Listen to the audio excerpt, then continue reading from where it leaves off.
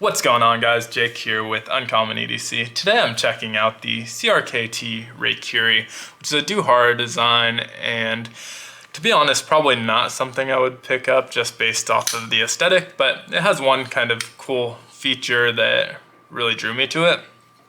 And that's kind of something that I tend to do if there's a knife with a new or innovative feature. I like to check them out. It's just even if it's not the most aesthetically pleasing, it's just cool to have some different types of knives. And so some other examples of that for me, and I said new technology. This knife has been around for probably 3 or 4, maybe even more than that years. So it's not absolutely new. It's new to me, but you don't see it in a lot of other knives. But some other examples of knives I've picked up like that are the Camillus Mini Cuda. So this one has this track system for deployment, which works really well, and is just kind of a super fidgety knife that I really enjoy. It came a little bit stiff, but once you break it in and lube it up, it works really well, and it's just a fun, kind of different thing that you don't see very often. I think I've seen another knife that has this more recently, and kind of a higher end knife. These are only 25 bucks on Amazon, so really reasonably priced. They've been around forever. I don't know when they actually came out, but they've been around for a really long time. Another example of that is another fidgety knife, which is the Demco 80 20.5, and I really picked this up mainly for that shark lock. This one looks a little better than the CRKT Raikiri, but I don't love the scales on this, so off that alone, if this were on a knife that had a more traditional liner lock or something like that, I probably wouldn't have picked it up, but because it had the shark lock, I wanted to check that out, and absolutely love this knife. I'll probably try and upgrade the scales at some point, but another one of those where it's just something new, innovative, a different locking mechanism and deployment method in one knife, so cool to check out. And then the last example, at least that I have on the table, is the CRKT Provoke, which is a folding karambit and just has a rapid push deployment, which is kind of unique. I think there's some copycats out there nowadays, but when this came out, it was pretty unique. There's some folding karambits, but they're not really rapid deployment like this. This one's not as fidgety as the others because the lock is a little bit cumbersome, but very satisfying. So fun little knife. But this one, the piece of technology or innovation that I wanted to check out was that field strip technology, and it works really well. It's a flipper knife, just kind of standard run-of-the-mill knife. It's got a really nice, actually, Wharncliffe blade. As much as I dislike the scales and the handle, I do enjoy the Wharncliffe blade. It also has this kind of hole here that you'd think you'd be able to use for deployment, but I can't get any purchase with my thumb or middle finger. So maybe there's someone out there that can spidey flick it, but I cannot. So to the part that we're kind of interested in here, the field strip technology, the way it works is there's this kind of dial right past the backspacer, and you just turn that clockwise, and you'll hear an audible click usually once you have it all the way unscrewed. We're getting pretty close here. There it is. So there's that audible click, and then while you're pinching it, you just flip the switch right next to the pivot, and it's ready to be pulled apart. It mostly comes apart in 3 pieces, although there's some bushings on here that may fall off. I've added some lube to them, and so it tends to stick to either the blade or the scales, so not super loose, but you get it off in 3 distinct pieces. There are some screws here, but none of them are necessary for disassembly, so you'll see on the pivot here, as well as 2 for the pocket clip, and then on the opposite side, internally, there's 2 here next to the pivot as well. And I think that's it, actually. So not very many screws, but again, you don't really, 2 more here on the liner lock, just kind of holding that in place. But overall, very minimal and nothing that you need to disassemble in the field. So obviously that came apart very easily in maybe 15 seconds.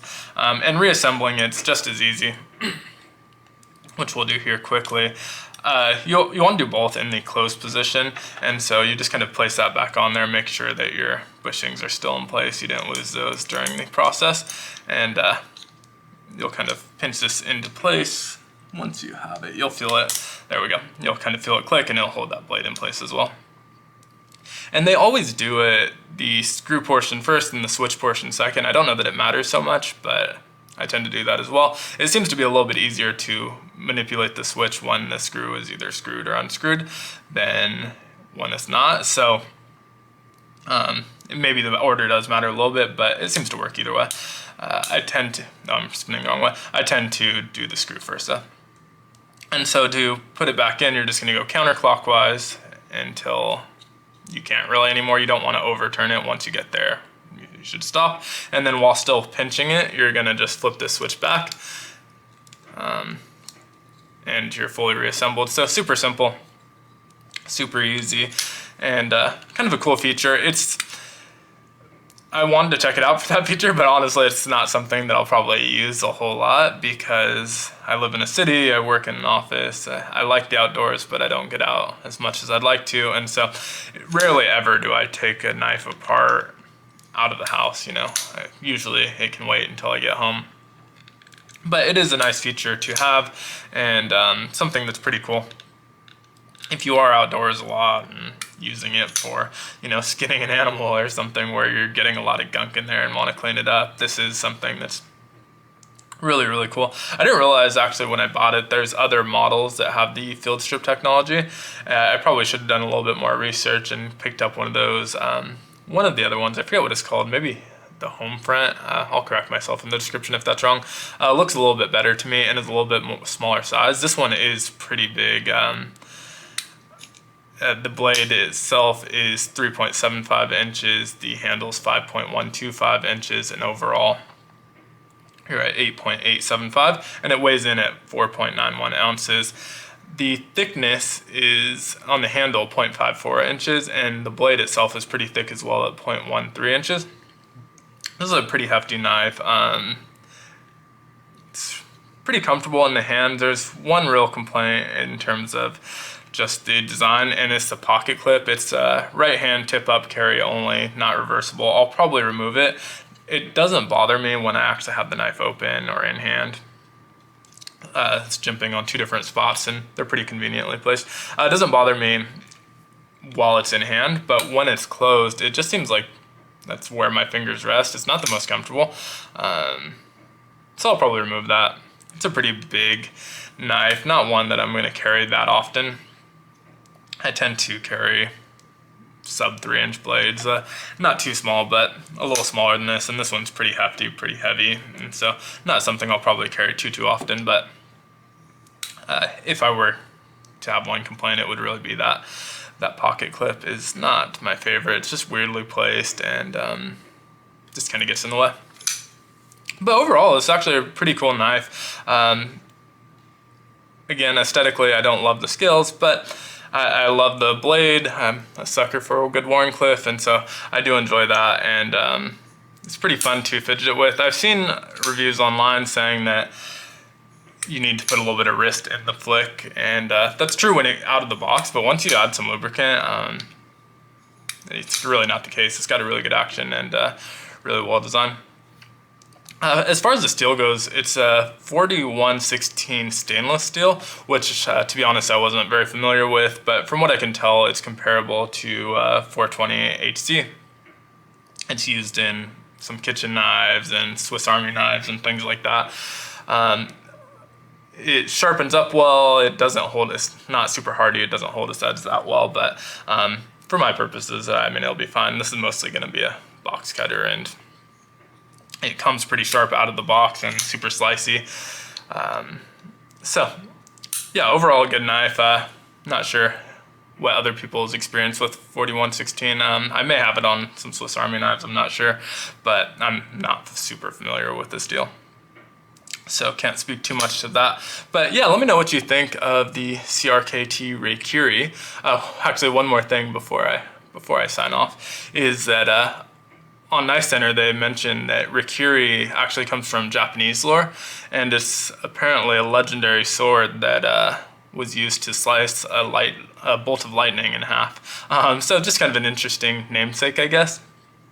I always like when knives have kind of interesting namesakes like that, where there's kind of a story to them, and it leaves you wanting a little bit more. I might go research that after recording this video and just try and learn a little bit more about it. It's not something I'm super educated on, Japanese lore, but maybe something I'll get interested in. So yeah, kind of the last thing there, and then the branding on the front. The CRKT doesn't bother me so much. On the back side, they have the Raikiri, but they also have like the patent information and things like that. And so, not my favorite, that kind of billboarding, but doesn't really bother me that much either. But yeah, let me know what you think of this field strip technology. If you have any of the other models or even the Raikiri. And yeah, be sure to like, comment, subscribe, and hit the notification bell. But as always, thank you so much for watching.